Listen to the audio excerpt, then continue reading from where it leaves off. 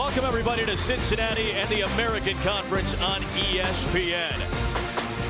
5 top 25 teams on the ESPN networks tonight, putting 3 of the top 5. How about that for a happy holidays gift to you and yours? We've got the last matchup of 2 top 25 teams before the Christmas holiday. Number 11 Iowa State taking on number 22 Cincinnati, part of Holiday Hoops presented by Kay Jewelers. Adam Amin and the first-year head coach of the Iowa State Cyclones, Steve Prohm, is with our Fran Fraschilla. Thanks, Adam. Coach, 9 straight wins to start the year. A tough loss Saturday night against Northern Iowa. What do you want to find out about your team tonight? I just told them in the locker room, man, this is why I came to Iowa State. This is why this is a Big 12 type road game, and we're ready to go. We're just all ready to play after the other day. Well, good luck and Happy New Year and Merry Christmas. Yeah, Merry Christmas to you. Thanks, Frank. This is the rare of rare road appearances for Iowa State out of conference. They have played a neutral site game, a couple of them as a matter of fact, coming off that loss in Des Moines against Northern Iowa by 2 points, their first loss of the year. But this is their first true road game of the season. Meanwhile, Cincinnati is 10-2, and their only 2 losses have come to 2 teams that are currently in the top 10 in Xavier and Butler. Doug Sermons has the basketball. Number 11 Iowa State, number 22 Cincy, ready to go in the Queen City. And Jameel McKay wins the tip, part of a starting lineup with Abdul Nader, Monte Morris, Matt Thomas, and the great George Niang, the point forward for the Cyclones. Their high-pace, high-tempo offense goes to work. And Morris off target to start. Octavius Ellis the board. Here's what you got, Adam. You got Cincinnati, a team known for its defense. Iowa State, a team known for its offense. So somewhere we're going to have a clash, and we're going to see if that defense is as good as Cincinnati has had it over the last 10 years under Nick Cronin. Iowa State's been the best scoring team in the Big 12 the last 3 seasons, coming off a bad shooting night against Northern Iowa. Niang, no. McKay couldn't tap it, and Shaq Thomas clears. Watch how Cincinnati crowds the floor when Niang gets the ball in that right block. Farad Cobb, very good three-point shooter. Thomas Ellis is posting up against McKay. Troy Copain's their point guard, and Gary Clark, the outstanding sophomore, make up the 5 for the 10-2 Bearcats, with Mick Cronin back at the controls after taking most of the season in a behind-the-scenes role last year. He's back and healthy. Only Bob Huggins has more wins than Mick in UC history. Got away with a travel. Yeah, he did. Octavius Ellis did. Shot clock down to 4. And a turnover by Cobb. They want to push off the turnovers, and Monte Morris with a very tough finish to break the scoring seal. He's one of 4 double-digit scores for Iowa State. You think of Monte Morris and that great playmaking and passing. That time, defender never committed to him, so he wisely kept it and finished himself. That one off the back rim after it was deflected by Troy Copain. Niang in traffic, the strong move to the rim, and it's 4-0.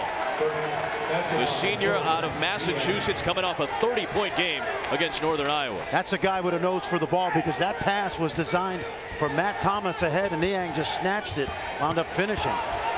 Ellis against Niang. He stayed vertical, and here comes Iowa State on the push. Abdul Nader out of control. McKay is there to get the rebound. Morris a 3. Iowa State off to a good start tonight. And it started because they have been excellent in the half court defensively. Cincinnati has not gotten a good look in its early possessions. It's a balanced Cincinnati offense, but who can be the takeover guy for this team? They're hoping Troy Copain can continue to be consistent. And the X factor for Farad Cobb, when he's making shots, it becomes a little easier for them to score at other spots. And he's been red hot as of late. A 30-second shot clock at 4. Leaning in Copain, and a tough one to get Cincy on the board. Look at that look ahead. McKay ahead of the field in traffic. Got it deflected away, but body contact, and a foul is called to send him to the line. It's interesting, Adam. Coming into this year, Cincinnati really wanted to be better offensively, and they are. Coming into this year, Iowa State wanted to be a little bit better defensively, and they are. But early in this game, the Iowa State defense has been solid, and it's led them to getting out and running and getting some easy opportunities. And McKay, who's been really good the last few games offensively, second leading scorer for Iowa State, is at the free throw line. Want to talk about a high motor guy. Big 12 Defensive Player of the Year, great rebounder and scorer. What he does as well as any big man in the country is run the floor. Yeah. And you'll watch that tonight. Cincinnati playing its final non-conference game before American Conference play begins next Tuesday here in Cincinnati against a very good Temple team.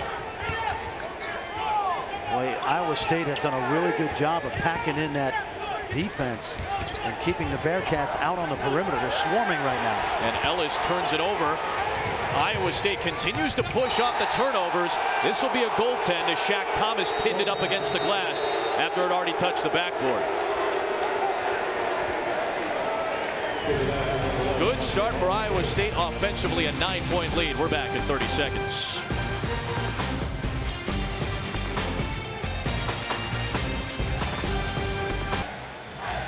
Fran, Steve Prohm said he wanted to keep the high-tempo offense, but it needed to start at the defensive end. Tonight so far against a good Cincinnati team it has. Excellent. Remember, this team's coming off a less than good performance defensively against Northern Iowa. Not so early in this game. The defense has been rock solid, and it's led the Cyclones to get out and run early.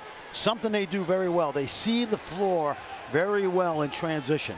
Cincinnati 1 of 3 with 3 turnovers so far in this game, and a deep 3 off target from a red hot as of late Farad Cobb.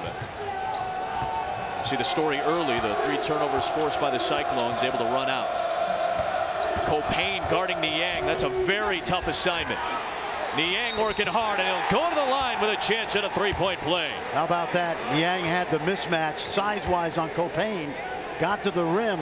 Not the quickest guy off his feet, but watch his nose for the ball right here. In traffic, comes up with it. Little head fake, and he's going to get a chance to get 3. Now George Niang is over 1,700 points for his career. He's only the 6th active player with at least 1,700 points in college basketball right now. Plus he does like everything else really well too. He's already 10th all-time at Iowa State. He'll leave that program one of its most popular basketball players to ever play there. Rough start for Octavius Ellis so far in this game. Cincinnati also has 4 double-figure scores. Well, they're doing a great job of swarming pick and rolls, and first time they've gotten it deep tonight, Cincinnati. Coriante DeBerry couldn't finish. Jacob Evans, the talented freshman, is in off the bench as well. Here's a good look for Cobb. They're going to need that tonight for Farad Cobb to continue his really hot shooting as of late. And no hesitation at all from Cobb. Here's Niang, a deep 2. Man, this guy does just about everything on the floor well, shooting well over 50% this year. Matt Thomas held on to that ball just long enough to put both defenders in a position of indecision. Cobb, quick trigger on a deep 2. DeBerry with the offensive rebound. Coriante DeBerry working hard.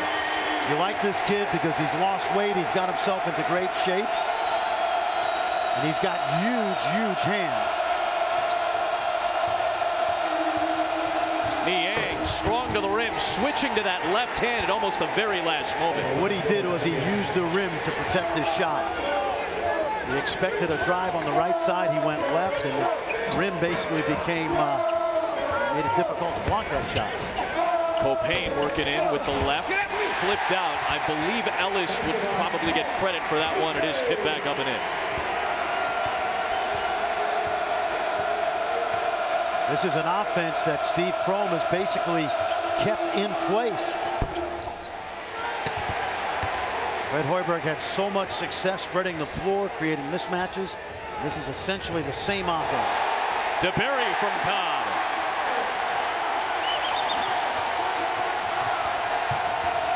They trail by 12. They're back within 7.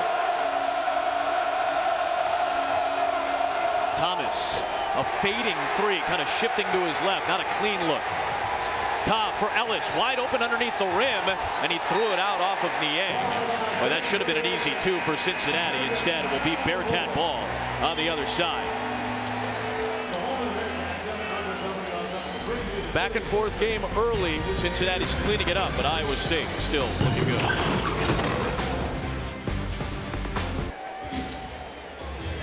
George Niang has 9 already, including Iowa State's last 7 points. Pretty much a do-everything guy if there is one in college basketball. Absolutely, and not the same level of noise in terms of National Player of the Year talk with Niang as there might be with guys like Valentine and Hield and etc. But he's got 2 30-point games already this year. And what you'll love about George Niang, we've seen it for 4 years, his ability to score all over the court, the jump shots, the moves inside, and those career numbers, Adam, speak for themselves. Saturday's jumped over 1,700 points now for his career tonight alone. Very good outside shooter as well. Iowa State brings in Hallish Cook off the bench as Copain tries to muscle one on the inside. Possession arrow will keep it here with 17 on the shot clock.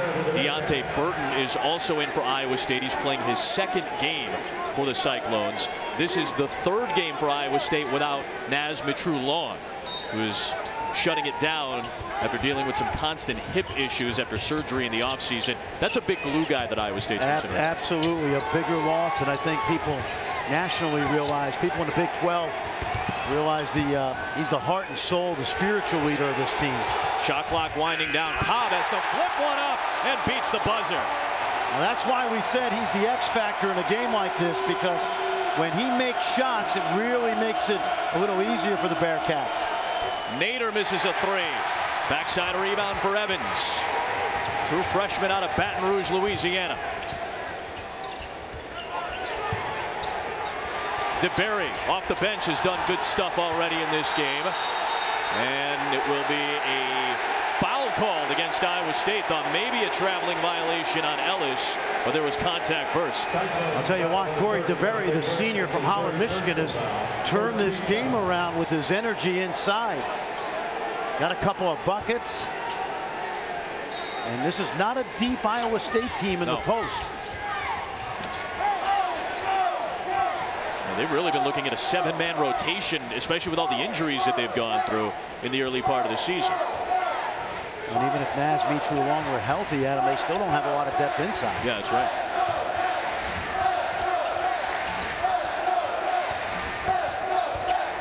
Evans shut up by Nader. DeBerry and Niang, that's turning into a good matchup, which we didn't expect early. And I like that because it makes Niang work on the defensive end. Copain, a 3 late in the clock that may have been deflected by Burton, and it's a shot clock violation for the Cyclones. Here you see Naz Mitru-Long. He's made so many big shots for this team over his career. 149 career threes, so they're missing that. Over 163, I should say. Niang is 149, so he's their best three-point shooter now with Long out. He will still be a spiritual leader in the locker room. He's got the ear of everybody on his team, but certainly his contribution is going to be missed.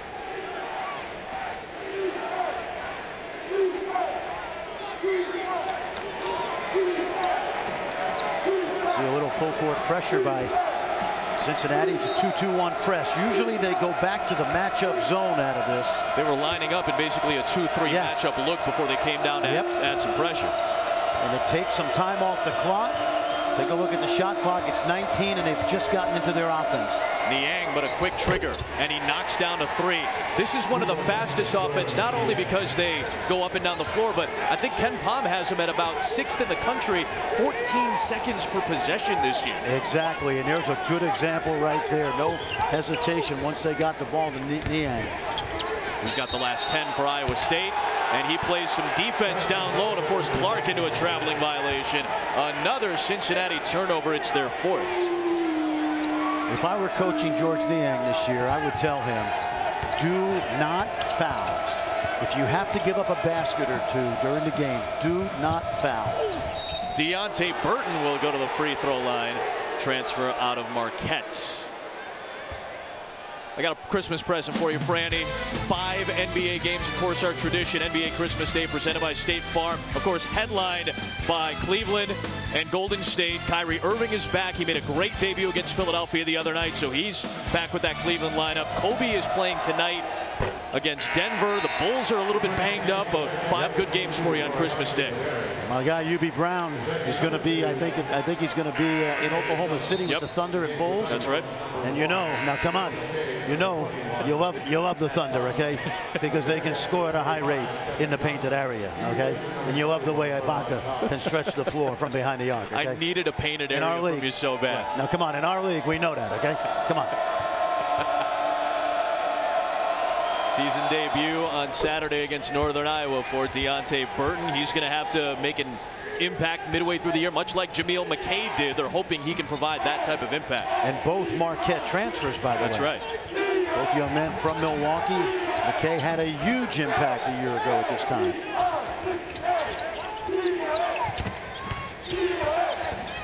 Well, it is looking very hard to find space right now, so Evans backs up for a 3. Offensive rebound, Clark.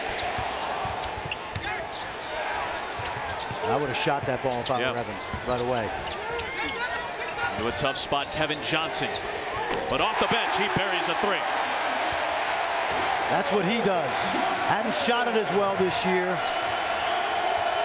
And there you see it starts out 2-3 zone, but it will morph into man-to-man. They'll do a lot of switching. You'll see big guys away from the basket, guards inside, but they're basically playing man-to-man right now. You just don't know it. As we get late in the clock, who picks up who? Here's McKay against DeBerry. The help from Evans, and a jump ball is forced. 4 on the shot clock for Iowa State on the other side of this break. This was an early 12-point Iowa State lead. Cincinnati has cut it back down to 6.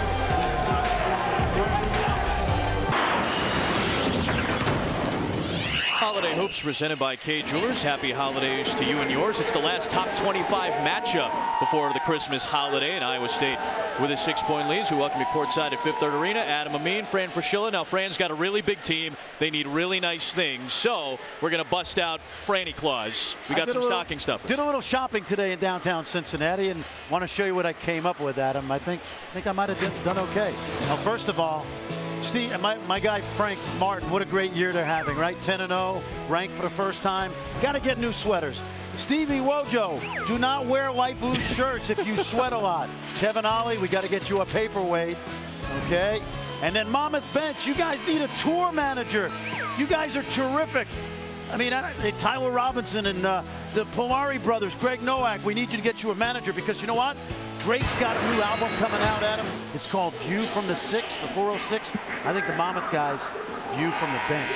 I like it. I think those guys can go on tour with Drake and do well. And did you see my man with the white shirt? You see Mick Cronin, veteran, 10 years at one school. He went with the white shirt. Yeah, I used to wear the light blue shirt, take my jacket off, and my wife convinced me, you look like you just jumped in a swimming pool.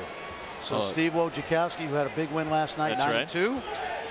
Don't wear those light blue shirts. Steve Prohm's wearing a little light blue tonight, so I can't wait for your telestration later on in this broadcast to break that down.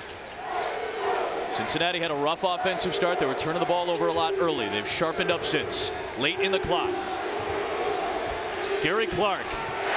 This is what they're going to want to do with Clark. Try to use the physicality that Mick Cronin's teams traditionally have. Absolutely, and he's a key, too, the sophomore from the Raleigh area in North Carolina.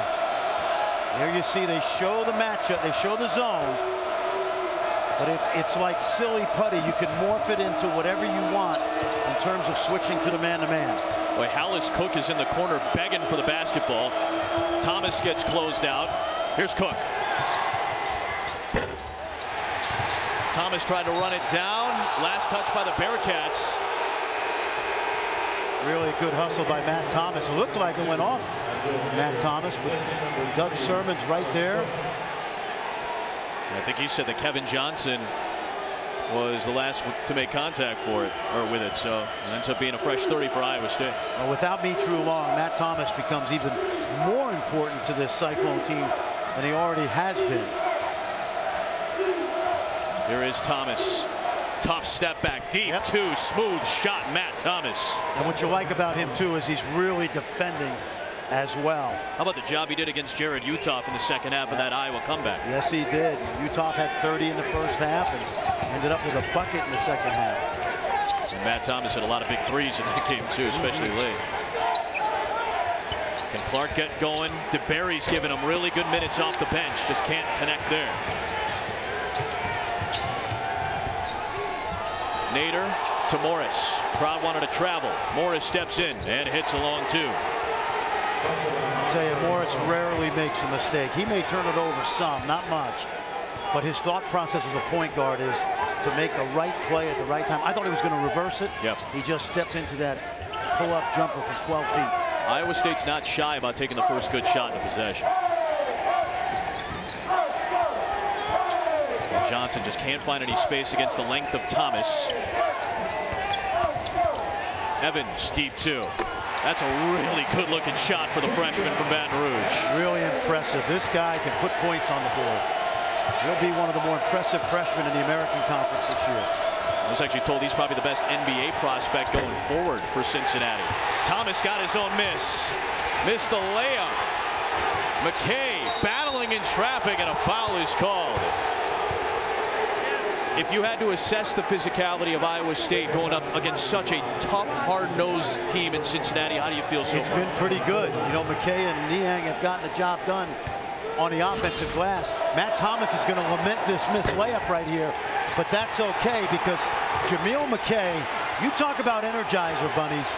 This guy has had a huge impact on this program in just a year's worth of games.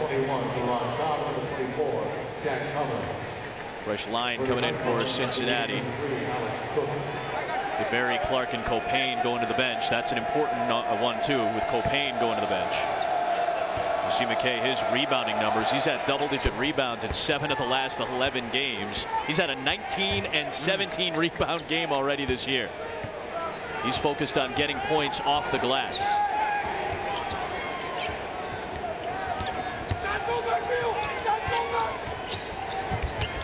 Farad Cobb, he's got Cook guarding him. Two really good shooters, one-on-one. Good play by Nader. Came from the corner and knocked that ball away. Great half-court defense so far. They packed the lane in. Well, Niang a little out of control, surprisingly. Cobb can't finish. Thomas tries to corral. Thomas back up, had it stripped by Nader. And out of bounds to Iowa State, called by Tom O'Neill. Early frustration setting in for Mick Cronin and this crowd in Cincy.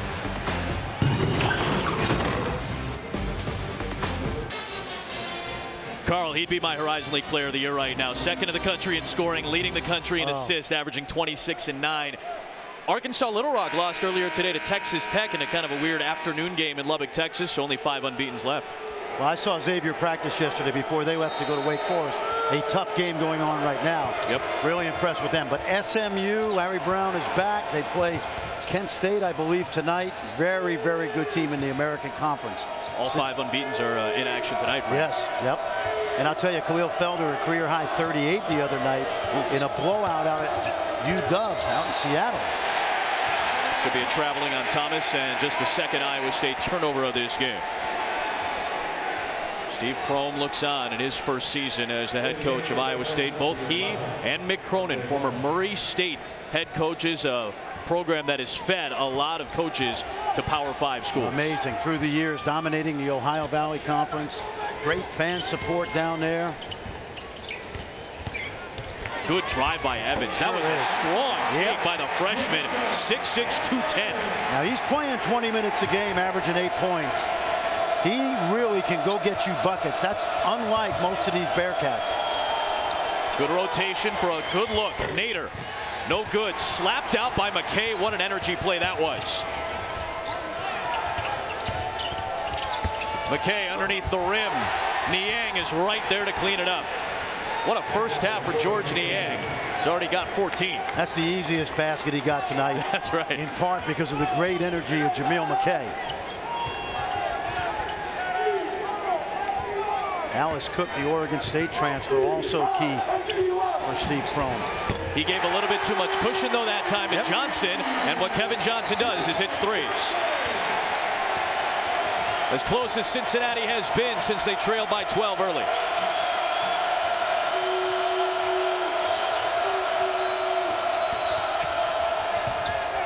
Nader in traffic, and Morris set it all up with a good drive. A couple of shots coming for the transfer from Northern Illinois. Kevin Johnson, the one local guy, Summit Country Day, won a state title at that school playing for Michael Bradley. But watch this effort right now on the glass, the drive, the missed shot. And I say that should have been a lob, but it doesn't matter because George Niang finishes. If you're gonna feed Jameel McKay and he's gonna work along that baseline, don't bounce it to him where he's got to go down and reach. Throw it up there. Abdul Nader, one of 4 double-digit scorers for Iowa State. Gary Clark's going to come back in for Cincinnati. Nader's been really good in the second halves this season. Most of his points have come in the second half, but he had a really good all-around game against Northern Iowa, 14-7. You know what you appreciate about him? He transferred from Northern Iowa, sat out, was eligible last year. He had to take a back seat to Bryce DeJean-Jones. Yep. And he thought he was probably going to start. Didn't work out that way, but a great teammate. Clark against Niang. Good tip by Octavius Ellis. He has to be active tonight. And that's Cincinnati basketball right there. Treat the missed shot like a pass to yourself. And that's what Ellis did right there.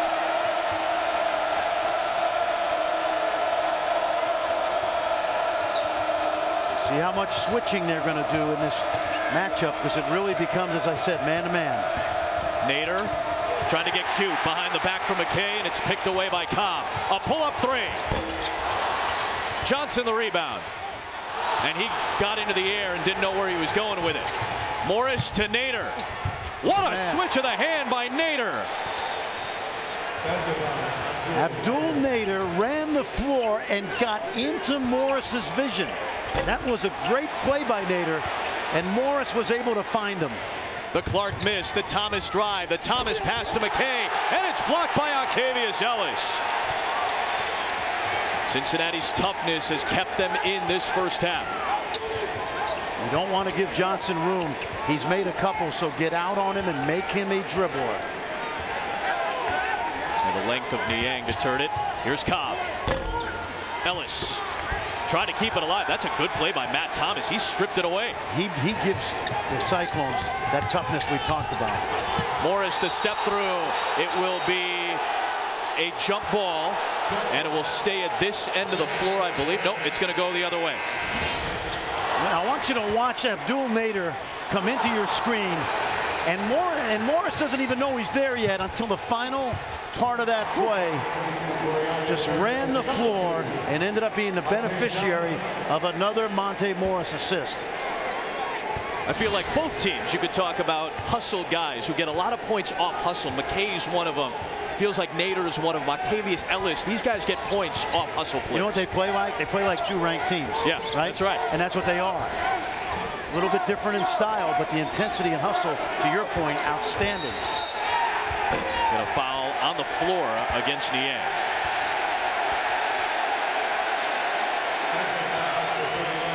How about the minutes that Coriante DeBerry has given Mick Cronin this first half off the bench? You remember last year when Octavius Ellis, he got ejected from the NCAA tournament game against Purdue, and Corey DeBerry went in and probably played the game of his life in that game. It turned out to be a Bearcat win.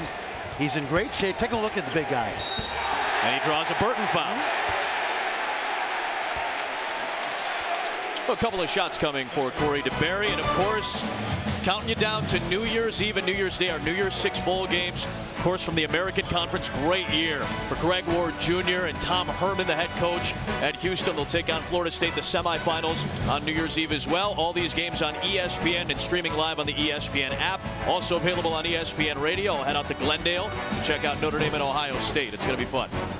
Can't wait to see Clemson and Oklahoma. Remember a year ago, Clemson throttled Oklahoma, and Oklahoma may be playing as well as any team in the country coming into the playoff. I think they should be the favorite, in all honesty. After that loss to Texas, they look like a #1 team the rest of the way. This guy just turned 21 in September, and he's a senior. He's a young senior, putting in about 15 minutes off the bench. But if he keeps playing like he has tonight, he's going to play more than that. This is both free throws, though, the first attempts of the night for the Bearcats. Here's Burton, and he switches hands. The Marquette transfer in his second game. You know what he is? He's like a lot of he's like Niang in the sense that he's a mismatch. Because if you put a big guy on him, he can blow by him. If you put a smaller guy on him, he can power you inside. Cobb is not getting a lot of room to take some shots right now with the length of Thomas on him. Copain will step back. Tough three. And Niang is there with his big body for the rebound. Burton's already at the other end of the floor. Morris amazing. Pops it down. Monte Morris. When you watch Monte Morris play point guard, he always has his head up. He's like a 360-degree swivel. That time he realized the play was just a simple pull-up jump shot. And Thomas keeps closing out on Cobb, but he slipped to the deck, and Farad Cobb buries a three.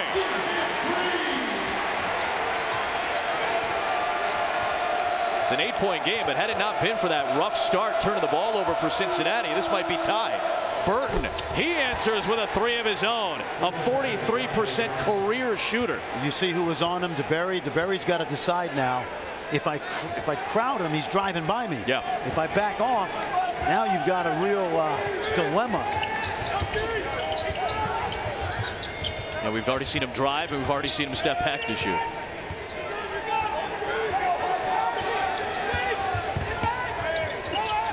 Shot clock down to 6. Thomas to a cutting Cobb. Tough shot. Niang had it slapped away. It'll be Iowa State basketball on the other side. George Niang with 14, Monte Morris 11. They're doing the dirty work. They're doing the dirty work right now. ESPN's exclusive presentation of college basketball is brought to you by Advil. Relief doesn't get any better than this. And Cabela's. Get to Cabela's for all of your hunting, fishing, and camping needs. Cabela's, it's in your nature.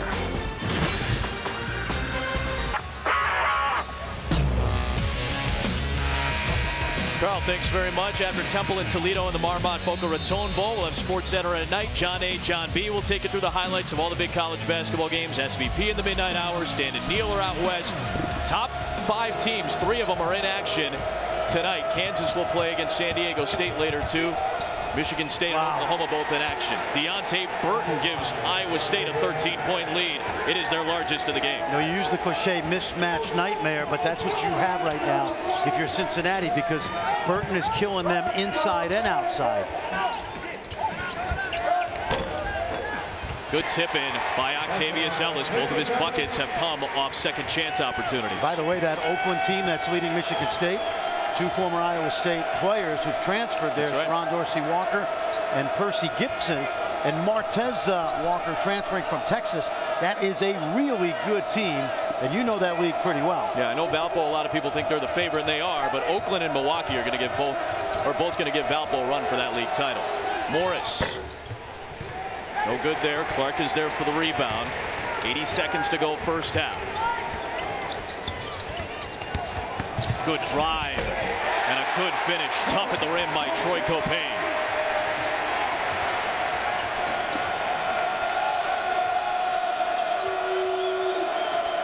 Iowa State led by 12 early. They've led by as many as 13 in this first half. Here's Burton again. Now he's going to take a long distance shot. That was a quick one. If I were Burton right there, I think I would have still driven it. Copain, good late pass to Clark. Good thing about that basket, it's a 2-for-1 situation now. They'll get one more possession, the Bearcats.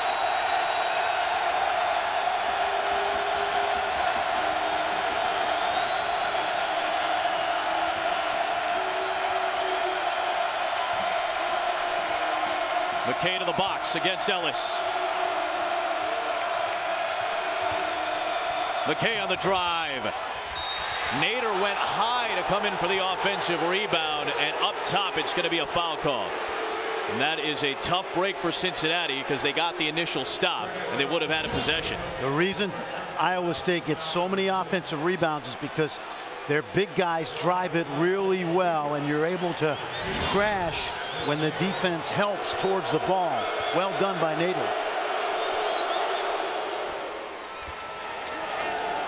And Cincinnati will have 12.8, assuming they clear a rebound off a miss. Good energy, 5 points for Nader off the bench tonight. Slick free throw shooter as well, 12.8 left.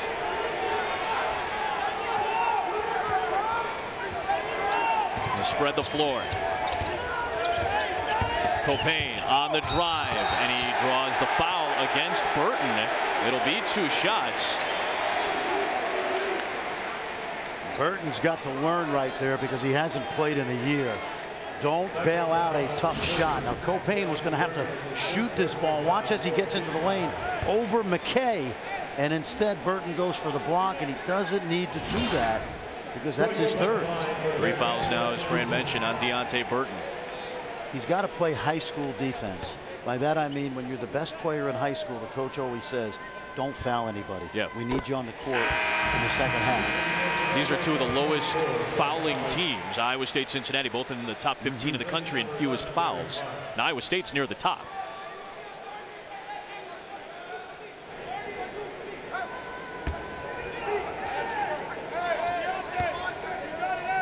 Coming out 15 points at VCU. And Copain gets 2 big points late. Applying some pressure is Cobb on Morris. So Thomas brings it up and pulls up for 3. Oh, it was nearly slammed down by Burton at the buzzer, and it will be a 7-point halftime lead for Iowa State. Cincinnati is in a good spot considering what Niang and Morris put together. 25 points combined in that first half. Niang added 5 boards, and Morris had 3 assists as well. 45-38, Iowa State on top. Kay Jewelers halftime report. Carl Ravitch and my guys Seth Greenberg and Jay Williams. Boys, it's all yours.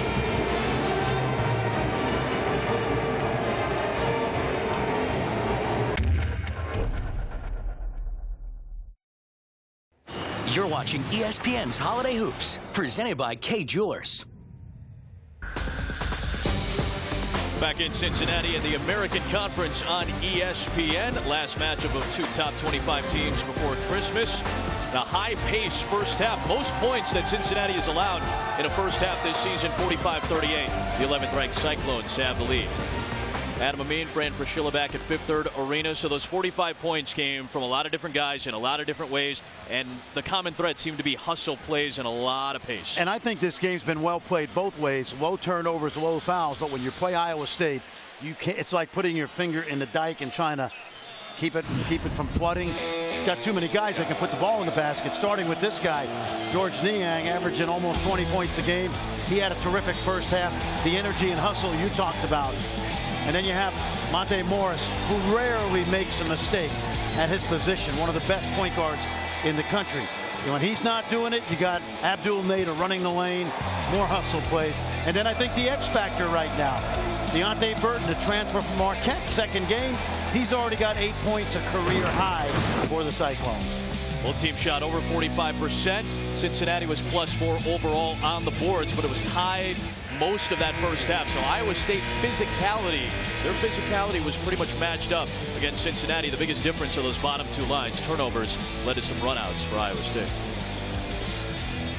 And Iowa State, they're used to playing against teams in the Big 12 that have the same type of physicality. I thought they handled it well. They only had 4 team fouls in the first half. The problem is DeAndre Burton has 3 of them. Yep.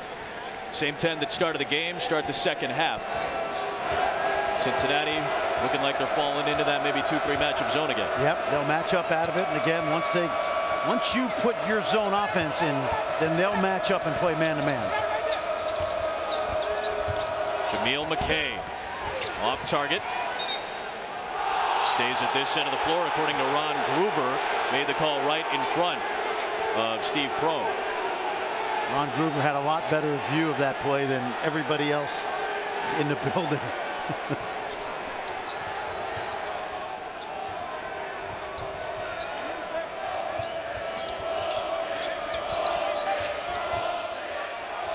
Nader on the drive. The strength, you can see his strength just going to the rim. You see him adjust that ball right through the shot blocker as well, right through Ellis. Really nice opening salvo for the Cyclones. Always felt, especially on the road, you got to have the same energy the first 3 minutes of the second half that you started the game with. Farad Cobb, that's a nice touch off the glass, and he's the first Bearcat into double figures. And you won't see him scoring very often in the lane. Okay, good spin. pitch to the corner, and Thomas hits a three. That's an NBA move by McKay. Not so much the move itself, but very often a postman who can spin baseline and can find that drift guy in the corner. That is well done. I said something to you during the halftime. I love Matt Thomas because he only scored 2 points in the first half, but 4 rebounds, 3 assists. Feisty. Good challenge by Thomas right there on that jump shot. Yeah, let's not overlook what he's done defensively. Nader too tall. Thomas tried to save it, and it will be Cincinnati basketball. Now this is common. This is a really good play. Watch McKay spin baseline. He already knows that Thomas is going to set up shop in that corner. We call that the drift right there. And post players who can spin baseline and find that open man, valuable. Very little hesitation when he got the basket. He knew. They work on that. Very common in the NBA, and certainly when you talk about the Hoiberg system that's still in place, something that they worked on at Iowa State. Coriante DeBerry comes in off the bench very early in the second half. He put up really good minutes in the first half, but he shoots from long range and misses. Niang, the set shot three. Nader kept it alive for Morris. And both Nader and McKay both at the rim to try to keep another possession for the Cyclones. If you're watching Iowa State's offense now, look how they ISO in the zone. Niang ends up with a pretty easy two, one of his easier twos of the night. Well, what he did is he posted up one of the guards at the foul line, knowing that they're going to match up and play man-to-man with whoever's there. He had an instant mismatch. Yep. I feel like you can say that about a lot of guys for this Iowa State. And that's why they're good. Good drive by Thomas. They need Shaq Thomas to get going. He's having a career year, but that's his first 2 of the night. Morris buries a three, answers right back, and he's got 14. Well, that is a quick answer. He always shoots in that 30% range, but he didn't even hesitate. Yeah, low 30% right now. You know, he plays point like Greg Maddox pitches. He has a lot of different weapons he can throw at you. We've seen it all tonight. He knows when to pass it. He knows when to shoot it. Iowa State has tied its largest lead. Thomas out of control, and a foul on the floor as he worked hard to get the offensive rebound. Good effort by Shaq Thomas, drawing a Nader foul. Watch Monte Morris now. He just sees the situation. We've talked about this all night. He has a computer in his head. He calculates usually the right play.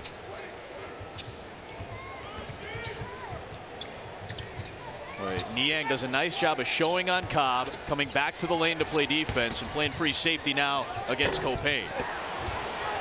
Gary Clark, he'll go to the line, and they needed that. We haven't talked much Gary Clark tonight, but they need him. He's sort of Mr. Bearcat in that he fits the intangibles and the skill level that you think of Mick Cronin's teams. Tough, feisty, versatile, gives you everything he's got. You see the last couple games, a sophomore from Clayton, North Carolina, really doing a good job right outside of Raleigh. Kept alive by Evans, and Clark grabbed the rebound. Copain steps in, turns into a nice possession of this end of the floor. Back within single digits.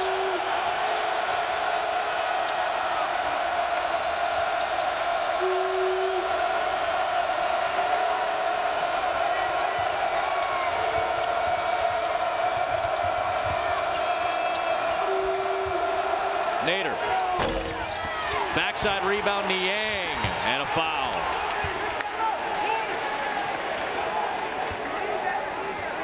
I said this 10,000 times in my coaching career. When a player shoots the ball from one corner, there's a high likelihood it's going to bounce to the other side. Yep.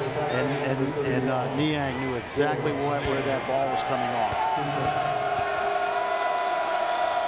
20 straight games in double figures for Niang. He's had a couple of 30-point outings this year. He's added 6 rebounds tonight. That's a rare free throw miss by George Niang, though. He's coming off that great game against Northern Iowa, but the turnover late in the game. Yeah, the second to last possession that would put them ahead. It was that spin move in the lane we saw earlier where he turned it over. How about Ben Jacobson's team, by the way? Solid. Oh, yeah. How about 2 guys in Jesperson and Washburn, that 2 high major transfers that came off the bench last year. They've already got wins over Iowa State and North Carolina. Yeah, both top 5 victories this year. Granted, without Page, the Tar Heels lost that game, but they proved a lot of doubters with that win against Iowa State. Here is Ellis, left hand, good move, 6 points tonight. Had to do it against McKay there. You see how deep he caught that ball? Yeah. 2 feet right near the rim. Turned over, Thomas the pick. 3 on 2. Cobb to Ellis. And somehow Ellis was able to find some control of it and draw Thomas foul. Effort, the involvement, the extension for the Cincinnati team. Absolutely, and then watch Ellis. Watch how deep he posts in the lane. 2 feet in the paint makes it a little bit easier to score when you catch it that close.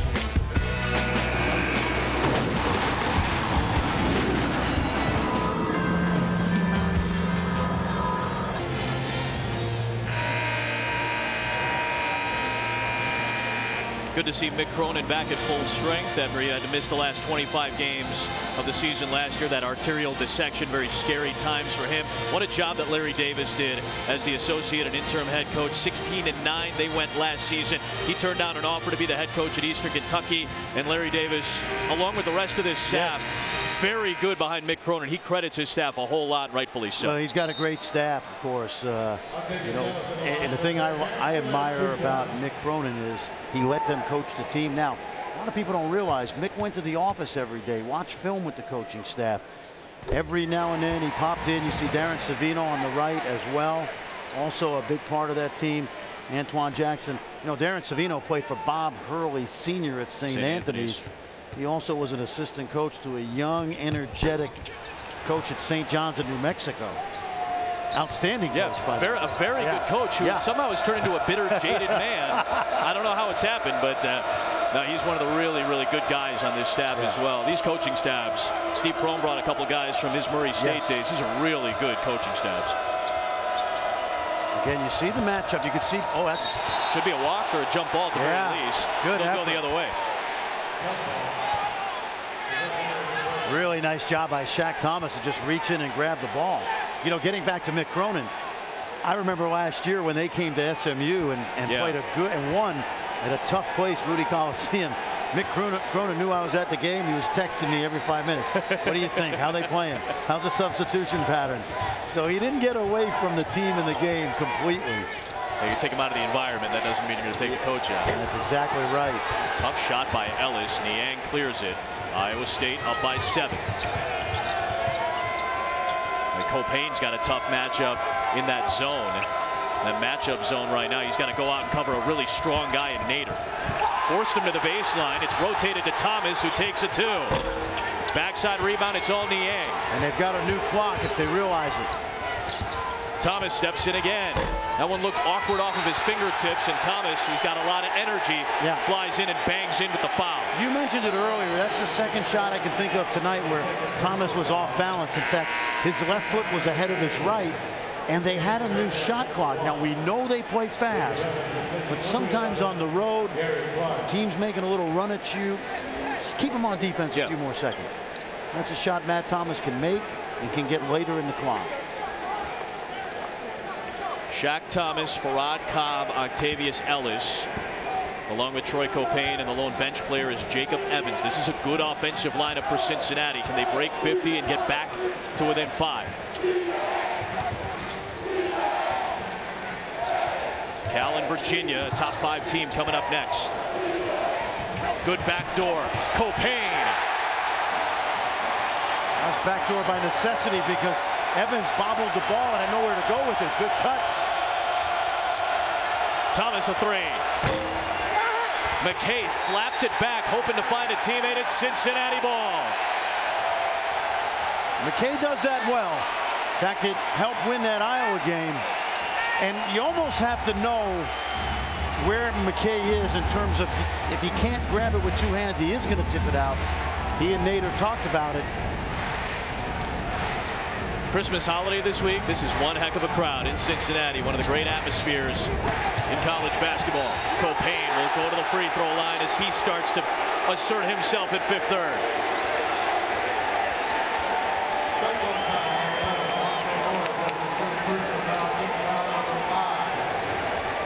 There's a reason they're 39-5 in this building the last 3 seasons, the Bearcats. This is a guy that I think has to have a big second half. Young man from the Richmond area. Midlothian Cosby High School. A good get for Nick Cronin and his staff. And he just turned 20 years old last month. He's a junior, but what a role he's had to play the last 3 years as a point guard. A lot of mentoring from the great Sean Kilpatrick when he was teammates for that season with Troy Copain, and he has turned into the leader and captain of this team. He's cut the lead to 3. Again, Cincinnati in that matchup zone. If you're Iowa State, you got to move bodies now. Can't just rely on isolations.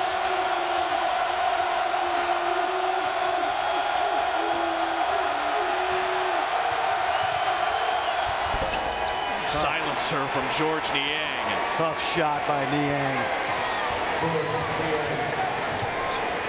19 points on 12 shots. Another efficient Niang scoring night. Back to a 5-point lead. Cobb spinning. Cobb threw it to Niang, who finds Cook. Hallis Cook, the former Beaver, had it deflected away. Here comes Cincinnati matching pace. Cobb. Way off target. Thomas had it knocked free. Here comes Burton. He's got Morris. What a feed! What a finish! That was pretty. What a look by Deontay Burton. And the thing you love about Iowa State is how hard they run the floor. You don't get that play without your teammates hustling.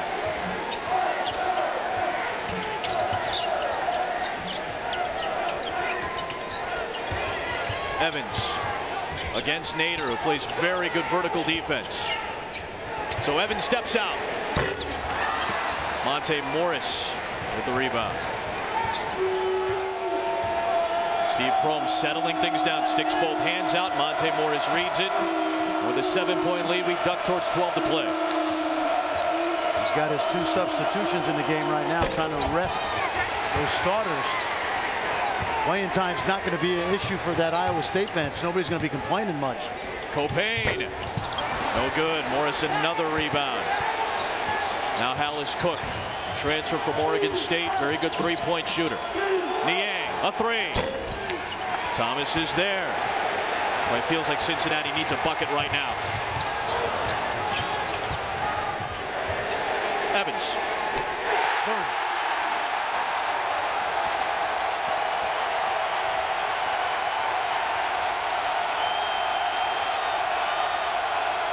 Here we go, Adam. Here we go.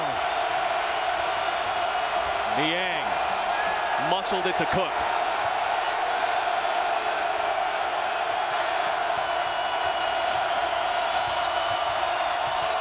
Burton. It returns the favor that time on the Morris assist. How good has he been?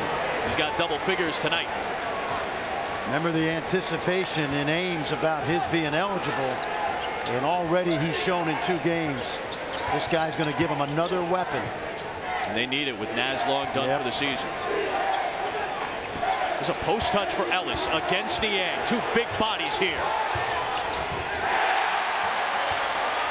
I like that. I like it both ways. Niang made him make a tough shot, didn't foul, and Ellis very deftly with the turnaround. Good energy, both teams. Here's Hallis Cook. Ellis runs it down to the corner. Halfway home in the second. Last matchup of top 25 teams before Christmas break.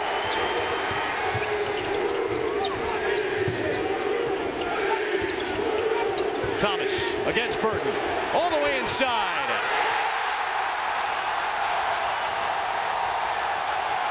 Remember, Burton had those 3 fouls in the first half. Didn't want to foul right there. Not necessarily a bad play.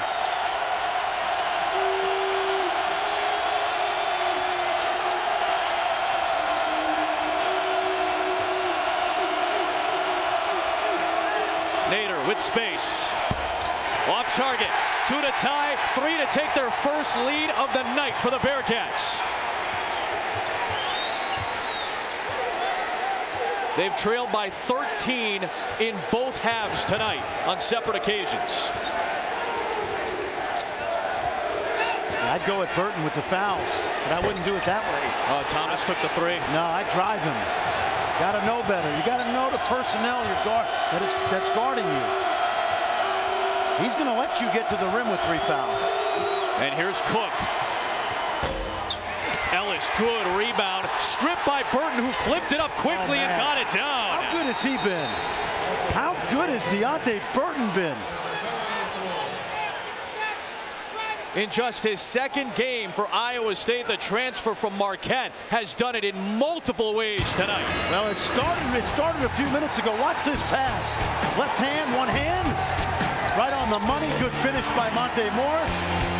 Oh, that's good teamwork right here. And then watch Burton just getting it done inside as well. Effort. Talk about X factors. X marks the spot for him tonight.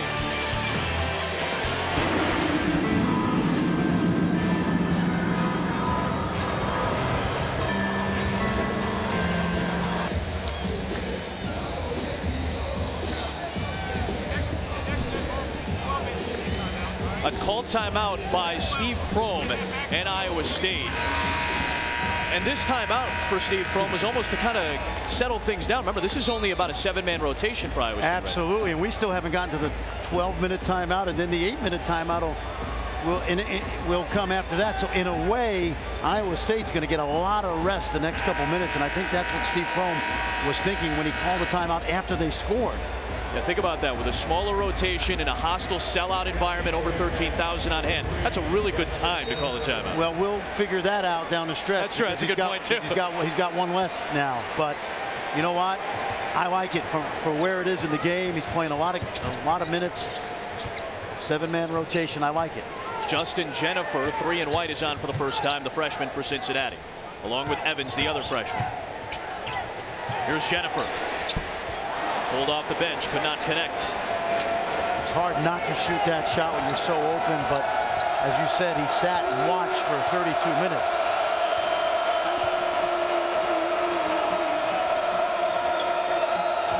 A little more movement now by Iowa State, running their zone offense. Morris, crowd thought he should have been called for a travel, or at the very least should have been called a jump ball. Either way, Cincinnati clears.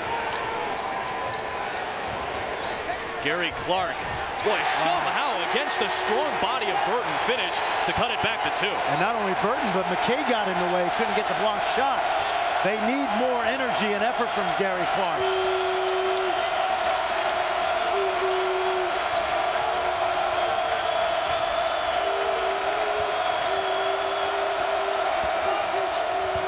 Thomas got his feet underneath him, and then he's dangerous. Yep. And you know what I like about Matt Thomas, and he's been this way all year, fearless. He misses a couple, he's not going to stop shooting. Evans hits his second 3 of the half, back down to 2. I know they didn't probably have room for him at LSU, but he's going to be a heck of a college player, young man from Baton Rouge.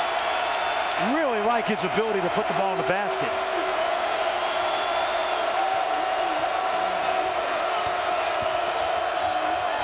Thomas again. Good again with a closeout coming in. He still hit the 3. So much confidence from this young man. Came off the bench against Iowa when things looked bleak, picked them up. You mentioned it earlier, Adam. I like the defense just as much as the offense. Look at Morris all over Jennifer.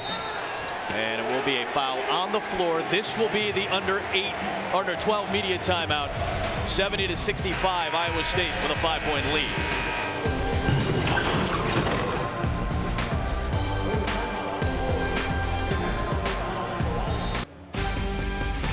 ESPN's exclusive presentation of college basketball is brought to you by K Jewelers. Every kiss begins with K. And Infinity, luxury cars that deliver inspired performance. Only team to come into Fifth Third Arena and beat the Cincinnati team so far has been Butler. These are the artist renderings of what this place is going to look like after they start their renovations. It's already a great atmosphere. Yep. Plus the trip cocktails on it. I know you're eyeballing that. That cheeseburger looks great. But you know what? They're going to turn the court sideways and turn this into a bowl. And much like they did at Hinkle Fieldhouse, you know, and coaching staff's fired up about it.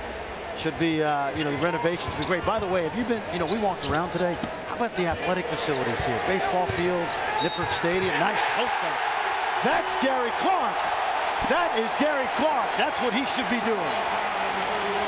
A Niang foul. Timeout on the floor. 3-point game.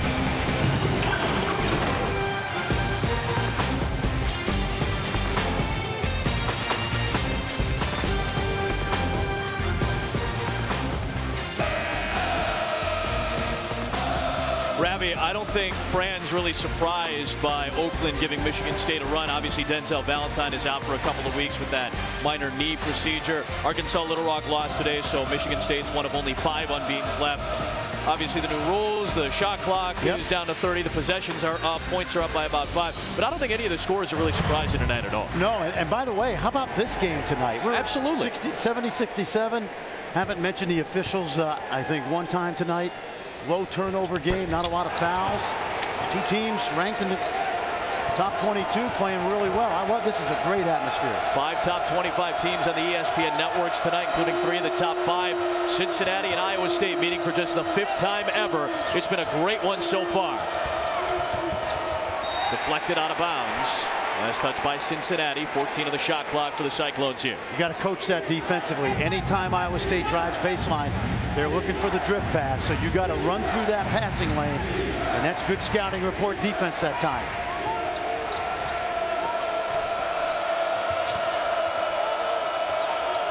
Niang has Johnson on him. Tough matchup for Kevin. Blocked by Corey DeBerry. That's a huge defensive play. Cincinnati can tie it with a 3. That's a big man with a 7'4" wingspan. And Niang could not get that ball over him. They'll leave DeBerry out there. They're trying to go high-low inside with Clark. DeBerry steps in. Hits the deep 2. You gonna leave me open? Sure, why not? 1-point game with 5:35 to play. If you're Iowa State now versus this matchup, you cannot stand still. You must move your players. And you got to look for Niang or Morris in the middle of the lane. Burton lost it. And apparently last touch by Cincinnati. So 12 on the shot clock. Tommy O'Neill is on the near side of the floor, had a pretty good look at it. Mick Cronin obviously upset about it. This defense has been so good. Watch the drive now. I'll tell you, it looked like he just lost it. And then DeBerry ends up compounding it with a foul, his first. Again, energy minutes tonight for this kid out of Holland, Michigan. Absolutely. You see that length, and what you loved about that is he didn't leave his feet too soon. A little pick and pop. They're going to play off of him because they don't want to play the high-low game inside with Clark, and he just buries it. Niang will pop a 3 over Clark. Rebounded by DeBerry. A bucket gives Cincinnati its first lead of the night. They've trailed twice by 13. 3 times they've gotten within 2.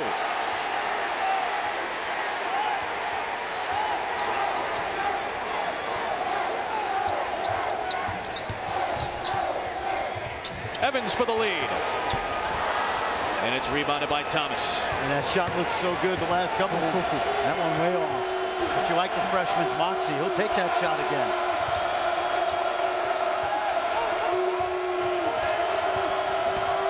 Nader. How did Niang find himself underneath the rim like that? Clark is able to clear it against McKay. Dangerous pass to Copain. Again, Cincinnati shoots for the lead. It's Johnson. Rebounded by Evans. Johnson again for the lead.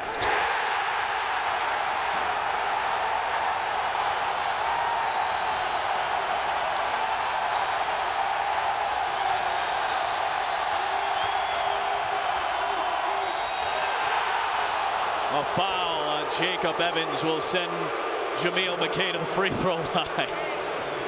And not a bad guy to foul if you're Jacob Evans. I don't know if he did that on purpose. But watch this. Watch the hustle by Evans with a huge rebound. Johnson had just missed a jumper, and shooters shoot. Came right back, knocks it down. And Fran, they're going to actually tag Johnson with the foul. My apologies. McKay at the line, missing the first of 2 free throws. 43% on the season. Jameel McKay. DeBerry and Clark with some big rebounds and big defensive plays get a nice hand.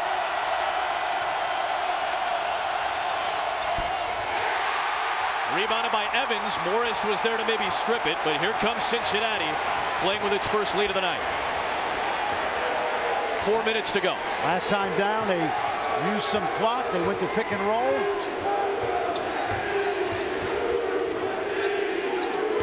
Here is the freshman. He hasn't been shy tonight. It'll be a foul on the floor against Iowa State. Bonus on the other side for Cincinnati, which did not lead tonight for about 35.5 minutes. They're up by 1, looking for a huge top 15 win.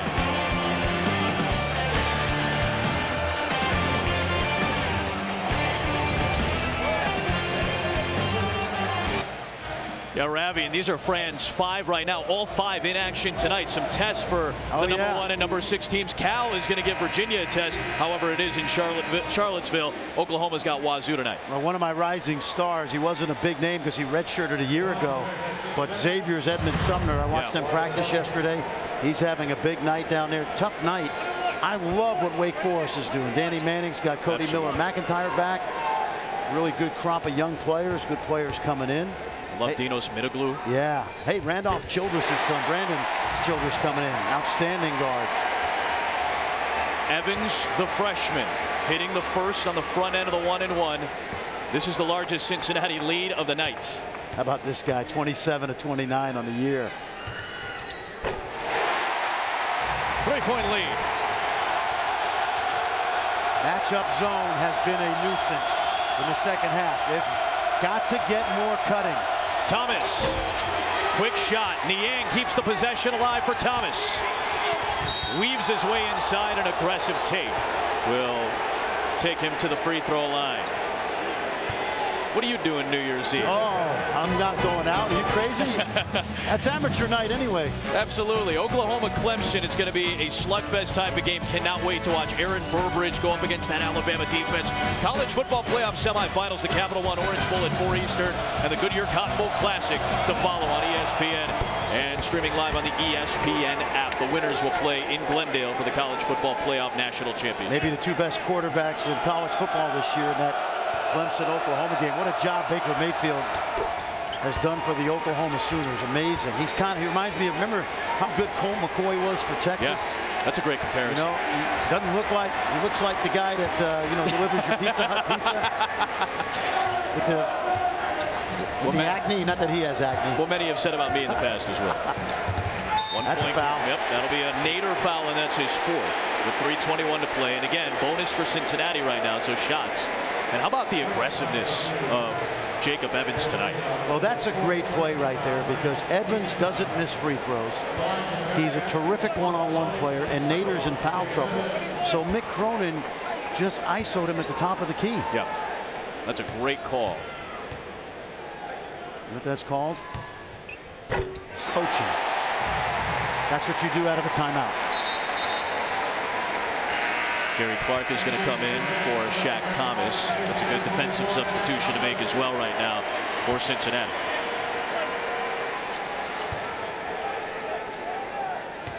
Number 3 player in the state of Louisiana. Coming all the way to OHIO and putting up big numbers tonight against the 11th ranked team in the country. 75-72, 3:15 to play. Extending that matchup zone out now. Yep. This is their bread and butter, Cincinnati. Oh, Niang, smart play, got into traffic, got it back, flipped it in. What a play. Sense of the moment this guy has, a sense of the moment. 21 and 10, another double-double for George Niang tonight. You know, I know he's in Ames, Iowa, so he's away from the big media markets and all the national exposure, but he needs to be in the National Player of the Year discussion.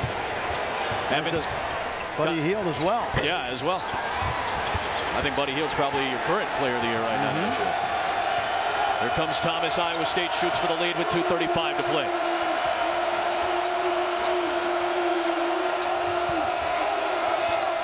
Morris flipping it up. Niang fought for it. Ellis clears it. Kind of muscled through. Here comes Cincinnati on the push.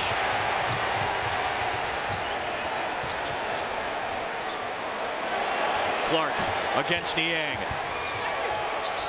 Out to Copain, a huge three.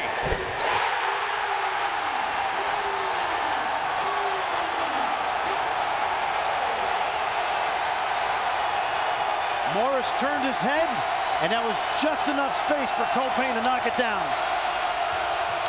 Morris to a cutting McKay. He had it blocked, but a foul is called against Evans. Largest Cincinnati lead off this shot. Watch Morris turn his head. He's got to see ball and his man. And by just locating the ball in the lane, he turns his head. Copain knocks it down.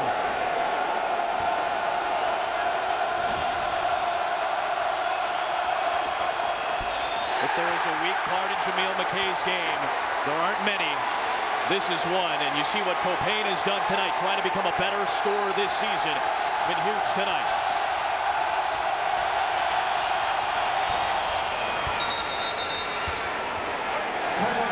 Timeout. Steve Prohm will use one of his 2 remaining timeouts here.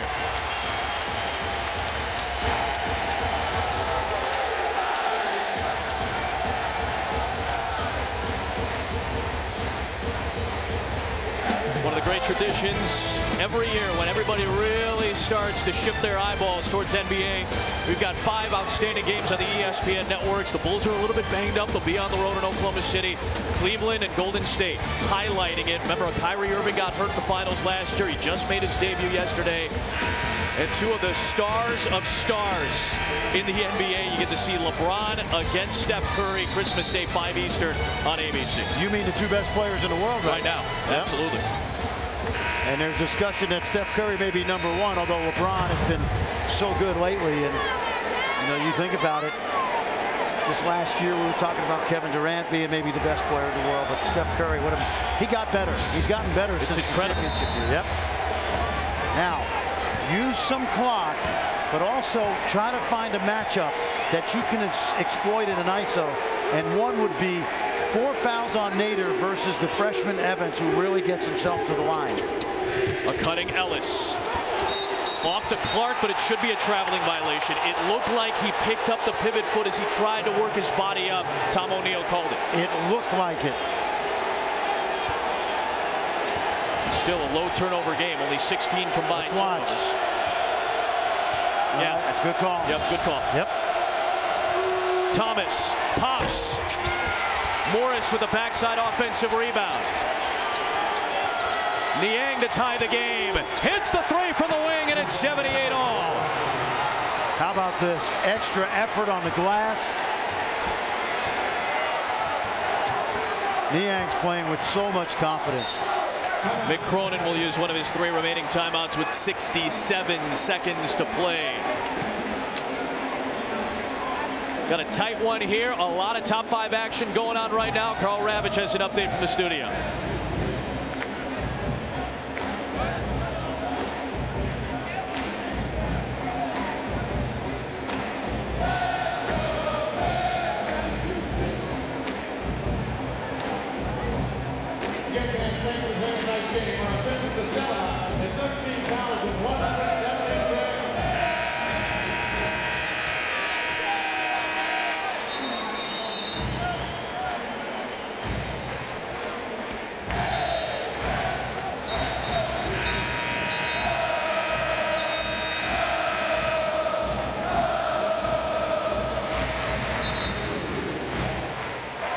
Ravi, guys, thanks very much. George Niang has had another monster night tonight. 4th career double-double, 24 points, 10 rebounds. He just hit the biggest shot of the game for Iowa State.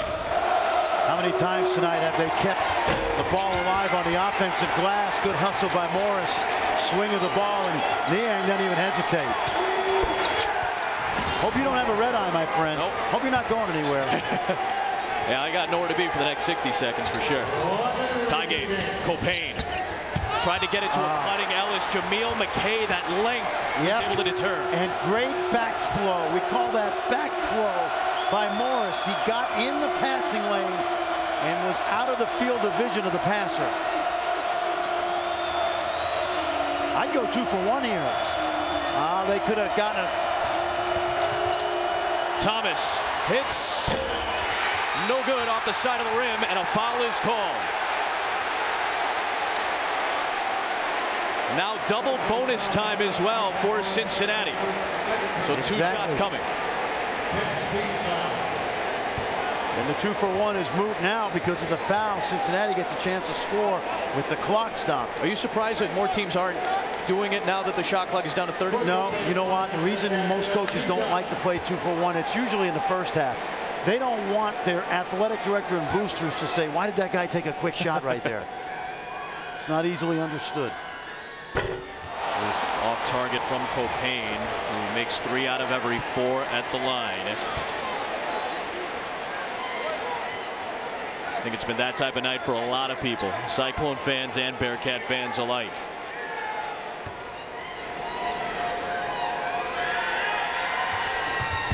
Junior out of Virginia gives Cincinnati the lead. 3.4 the difference. Shot clock and game clock.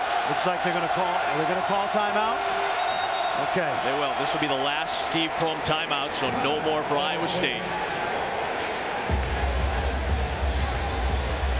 Remember, Cincinnati's only 2 losses have come to current top 10 teams. Iowa State's only loss came in their last game. Think about what they've gone through in their last few games.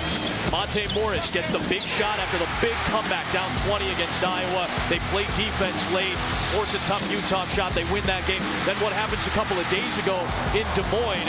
Some late game situations again for Iowa State, and they were unable to execute. Exactly. Watch Niang. He's going to spin, lose the ball. Now they get it back with a chance to tie it, and Morris just misses a tough shot, which now leads us to this situation. You got 2 choices here if you're Steve Prohm. You've got Niang or Morris in the middle of the floor. What they've liked to do in this situation early in the year is isolate Monte Morris at the top of the key. They can go either way here. A lot of it will depend on which matchup they feel best about versus Cincinnati. But the overwhelming likelihood is that Morris or Niang will make the play. And it doesn't mean just to score it. It may mean to pass it off too. Both are deft at that. Remember, Morris has hit so many big shots the last year. Go back to the Big 12 tournament. He hit a big shot against Texas. Hit the big shot against Iowa late in the game. He's grown up significantly. Niang, you could say the same thing for. How does Cincinnati want to defend? Well, one thing they've got to be concerned about is guarding the pick and roll. Now, what they've done in this situation, Cincinnati, is they'll stay in the matchup zone, but they'll switch everything. They've got the type of team on the floor that can switch at 5 different spots. So ball screens shouldn't bother them. It's guarding one-on-one that's going to be the key. Morris, Niang, Thomas, McKay, and Nader, the 5 on the floor. It is Johnson guarding Niang right now. Niang on the drive, and a foul called. And that's okay because that's only the 6th foul by Cincinnati. Right. That was their last foul to give before 1-1. So now if you're Iowa State, you must inbound this ball cleanly and then figure out, again, pick and roll doesn't help them here because Cincinnati's switching everything. Well, Morris almost stumbled inbounds. He finds Niang. Shot clock is off, no timeouts. Nader, a 3 for the lead. Big. Timeout, Mick Cronin, 11 seconds to play, a 2-point lead. His first 3-pointer of the night. And look at Naz Long telling everybody to calm down. That's the glue that he is. And now Mick Cronin has to draw it up in the huddle. Officials don't like when teams run out on the floor and celebrate. That's why you saw him out there quickly. But George Niang, ball in his hands, middle of the floor. And then the coolness, the 5th-year senior. Take a look. Niang's going to play the one-on-one game. And they leave Nader open in the corner. Evans a little late. Here it is again. The drive, draw the second defender, make a shot off of a tough closeout.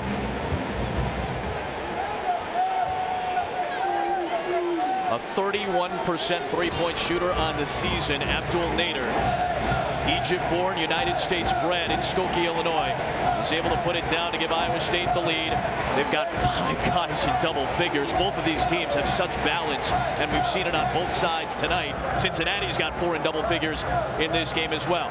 Shot clock is off, 11 seconds. You still have timeouts with which to work. What do you want to see from Cincinnati now? I think the ball's got to be in Troy Copain's hands. Obviously, Jacob Evans has had a good night playing the one-on-one game, but I think if you're Mick Cronin in this situation, you go with your upperclassman.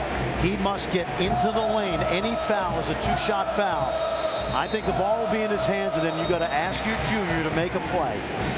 Cal in Virginia. Sean McDonough, Jay Billis will have the call from Charlottesville after this with another top 5 team in action. It will be Cobb, one of their best 3-point shooters. Copain, Clark, Evans, a very good shooter, but a freshman. And, of course, Octavius Ellis. You don't need a 3. A 2 will tie it. A 3 could give you the lead, maybe even the win. Morris, Nader, Niang, Thomas, McKay, the 5 that have been out there most of the second half for Iowa State. Copain comes back to get it against Nader. Steps back for a 3 in the lead. Left it short. Clark to tie. No. Tapped out. Clark, Cobb for the win. No. Off the back rim. And Iowa State comes away with a 2-point win on the road.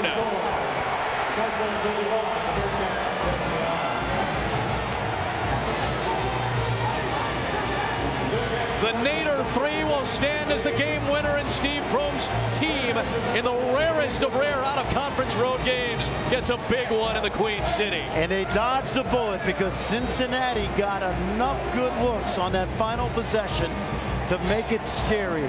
Copain with the missed shot, the follow no good, and then the one last desperation shot by Farhad Cobb.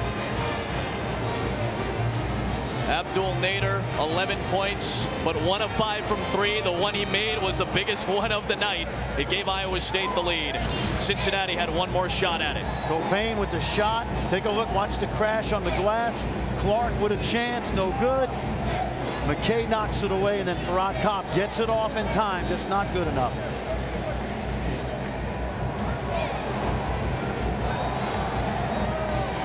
Got a couple of looks at it.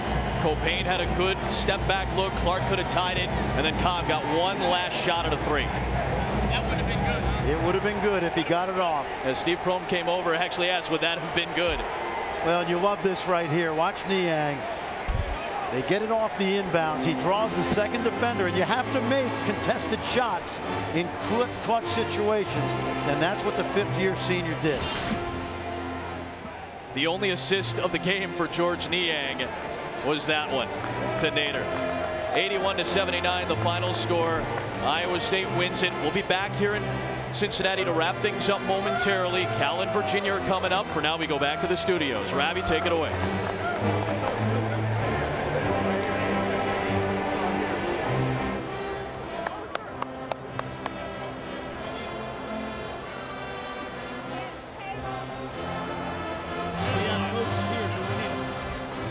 Sit up.